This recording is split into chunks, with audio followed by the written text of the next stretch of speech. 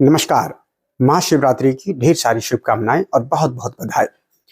महाशिवरात्रि पर कुछ बातें जान लेना, समझ लेना बहुत ही जरूरी है ताकि शिव की कृपा हमारे ऊपर विशेष रूप से बनी रहे। आइए जान लेते हैं, महाशिवरात्रि पर शिवलिंग की पूजा करनी चाहिए या शिव की मूर्ति की पूजा करनी चाहिए। तो ये चीज बहुत जरूरी है। बहुत सारे लोग कंफ्यूज है कि कैसे क्या करना चाहिए, शिव की मूर्ति पर पूजा करने चाहिए या शिवलिंग पर पूजा करना चाहिए। इसके बारे में हम थोड़ा विस्तार से बता देते हैं। एक छोटा सा वीडियो है, छोटा सा वीडियो में बहुत कुछ बातें हैं। वीडियो के अंत तक बने रहिएगा ताकि अंत में आपको एक विशेष चीज सुनने को मिलेगा। तो आइए शुरू करते हैं इस वीडियो को। फाल्गुन मास के कृष्ण पक्ष की चतुर्दशी के दिन महाशिवरात्रि का त्योहार मनाते हैं। इस बार 26 फरवरी 2025 को यह पर्व मनाया जाएगा। इसी दिन प्रयागराज महाकुंभ के अंतिम अमृत स्नान होगा। इस दिन भगवान शिव और माता पार्वती की पूजा का महत्व है। कहते हैं इस दिन भगवान शिव ज्योतिर्लिंग के रूप में प्रकट हुए थे और इसी दिन उनका विवाह भी हुआ था। इसीलिए महाशिवरात्रि इस दिन को कहते हैं। महाशिवरात्रि पर शिवजी ज्योतिर्लिंग के रूप में प्रकट हुए थे, इसलिए सबसे पहले शिवलिंग की पूजा का ही महत्व है। इसके बाद ही शिव जी की मूर्ति की पूजा करना चाहिए। इसलिए कहते हैं कि क्योंकि उसी दिन उनका माता पार्वती से विवाह हुआ था, इसलिए शिव मूर्ति के साथ ही माता पार्वती की पूजा भी करते रहना चाहिए और पूजा भी लोग करते हैं या ऐसी शिव मूर्ति की पूजा करते हैं जिनके साथ माता पार्वती हो।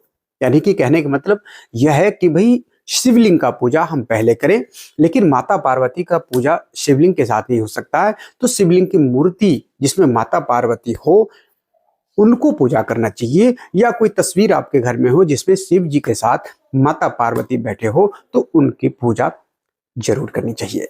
अब हम ये समझ लेते हैं कि विधान क्या है। तो महाशिवरात्रि पर शिवलिंग पूजा का विशेष प्रावधान है और अलग विधान है। शिवलिंग का जलाभिषेक, रुद्राभिषेक और पंचामृत अभिषेक किया जा सकता है और करना भी चाहिए, परंतु शिव मूर्ति की पूजा करते समय उनका सिर्फ जलाभिषेक करके उन्हें पूजा का अन्य सामान अर्पित करना चाहिए।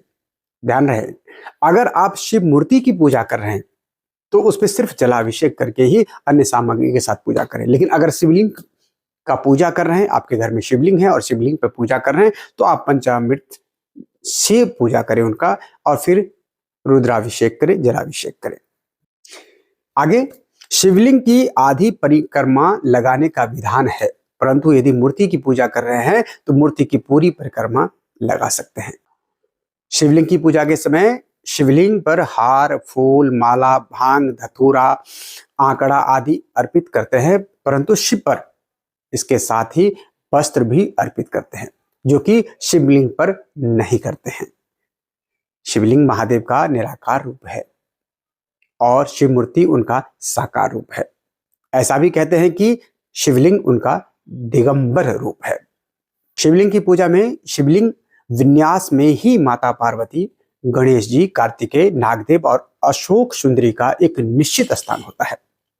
शिवलिंग पूजा के दौरान इन सभी की पूजा होती है, जबकि महाशिवरात्रि पर शिव मूर्ति पूजा के दौरान शिव जी और माता पार्वती की ही पूजा होती है। महाशिवरात्रि भगवान शिव की आराधना का सबसे शुभ दिन है।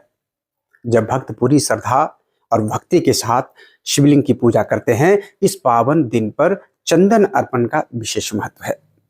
लेकिन क्या आपने कभी सोचा है शिवलिंग पर चंदन लगाने से क्या होता है? तो आइए बता देते हैं। और महाशिवरात्रि पर चंदन चढ़ाने से भोलेनाथ कैसे प्रसन्न होते हैं, ये भी समझ लेते हैं। इस वीडियो में हम बहुत बढ़िया तरीका से जान लेते हैं कि शिवलिंग पर चंदन लगाने का महत्व क्या है। हिंदू धर्म में चंदन को शीतलता, पवित्रता और दिव्यता का प्रतीक माना गया है। यह केवल एक सुगंधित पदार्थ ही नहीं बल्कि धार्मिक अनुष्ठानों का अभिन्न हिस्सा है। महाशिवरात्रि पर शिवलिंग पर चंदन चढ़ाने से अनेकों लाभ प्राप्त होते हैं। चंदन की शीतलता भगवान शिव को अर्पित करने का तात्पर्य है कि भक्त अपने मन और आत्मा को भी शांति और पवित्र बनाए रखें। ज्योतिष शास्त्र के अनुसार चंदन चढ़ाने से चंद्र दोष, मानसिक तनाव और नकारात्मक ऊर्जा से मुक्ति मिलती है। महाशिवरात्रि पर चंदन चढ़ाने से चंद्रमा की शुभता प्राप्त होती है और मानसिक शांति अवश्य मिलती है। महाशिवरात्रि पर शिवलिंग पर चंदन चढ़ाने के फायदे भी बहुत है, तो जानते हैं। मन की शांति और शीतलता। चंदन शिवलिंग पर चढ़ाने से मन को शांति मिलती है और नकारात्मक विचार दूर हो जाते हैं, बिल्कुल दूर हो जाते हैं। पवित्रता और शुद्धि। चंदन की पवित्रता शिवलिंग को शुद्ध करती है और भक्त के मन को पवित्र बनाती है।